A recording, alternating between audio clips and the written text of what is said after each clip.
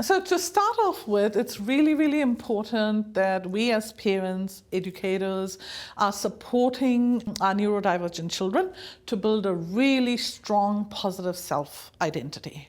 And how do you do this? You do this by making sure that they have got a good understanding of their own strengths, abilities, and also their challenges. What is it that they find challenging? And then looking at how do we support them through all of that with a really good strengths-based focus.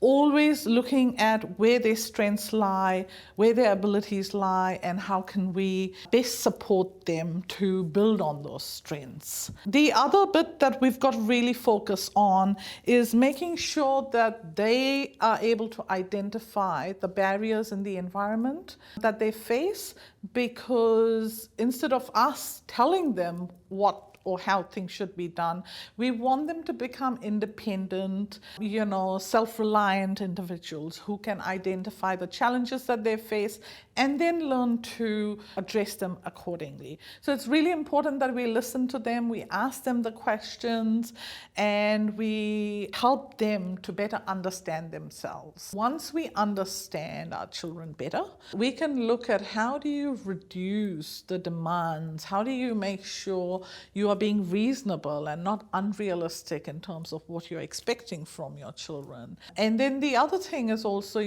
creating opportunities for them to have choice and control. Self-determination, that's one of our EGL principles. So how do you create those spaces, opportunities for self-determination, choice and control for your children so that they feel more empowered, they feel more in control and are capable of navigating, the barriers that they come across in life. And then the other bit that you can do is actively support them to find some really positive role models. As a parent who has had to learn how to best support their children, one of the things that has been very valuable is listening to what the other neurodivergent people are saying and understanding, their perspectives, their journey. Each neurodivergent person is going to be quite different and unique in the sense of, how they interact and engage with the world around them and the barriers they face and the challenges they face. But it's really important that if you give them a range of those, positive role models, they can then start building up their self-confidence and have a strong, positive self-identity. When your child is having a meltdown, they are operating from their nervous system.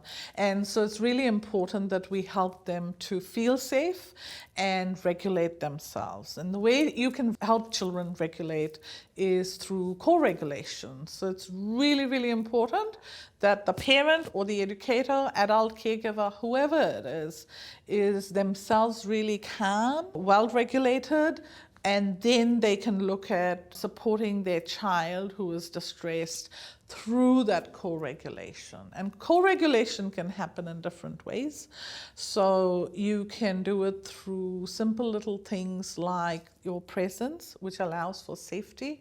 You can do it through things like repetitive movements, like rubbing their back, pats, if the child, is tolerant to touch. If they're not, then again, depending on what their sensory needs are and preferences are, you can look at what is going to help them self-regulate.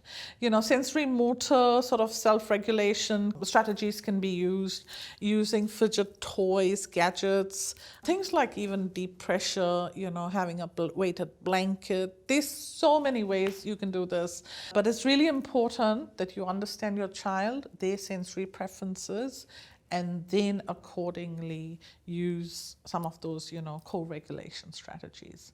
And the other bit to remember is the relating with the child. Always start out from the place of empathy. Always try and understand this is not something that your child is doing volitionally. They are not doing it, deliberately on purpose. And so you've got to understand that this is happening because their nervous system is in a fight-flight mode. And so that's really, really important to bear in mind as adults who are supporting children who are distressed. There's some fabulous resources available that families, educators can sort of access. There's lots of work by Dr. Bruce Perry around co-regulation and supporting students who are in distress. There's also fabulous work done by Laurie Deshotels, which talks about the relational neuroscience.